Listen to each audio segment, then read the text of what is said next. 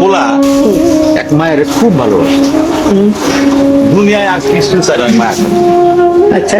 কিন্তু মায়া পোলাটারে পছন্দ করে। ওহো।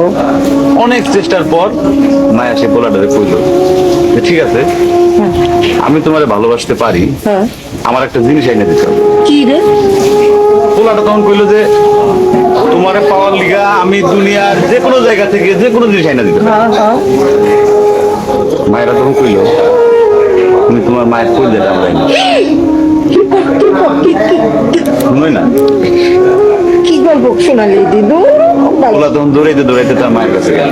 হ্যাঁ মারে যায় কইল, হ্যাঁ মা আমি একটা মায়ের ভালোবাসি, তার ছাড়া বাঁচেনি, হ্যাঁ। কিন্তু ওই মায়া আমার একটা জিনিস নিয়ে যাইতে কইছে, সেটা হলো তোমার কলিজা। তুমি যদি তোমার কলিজাটা আমার দাও, ওই মায়াটা কলিজাটা পাইলে আমার ভালোবাসে। মা তখন কইল, তুই আমার একমাত্র বুকের ধন, তোর সুখের জন্য আমি সবকিছু করতে পারবো।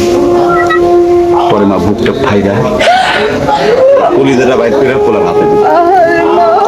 পোলাটা কলিজাটা হাতে পাইয়া যে কি খুশি মা, দৌড়াইতেছে দৌড়াইতেছে দৌড়াইতেছে দৌড়াইতে দৌড়াইতে হঠাৎ রাস্তার মধ্যে উষ্টা খাইয়া পড়ে গেছে। হাতের কলিজাটা হাতের থেকে ছুঁইটা রাস্তার মধ্যে পড়ছে। তখন মায়ের কলিজাটা কইতেছে, ব্যথা পাইছো বাজান?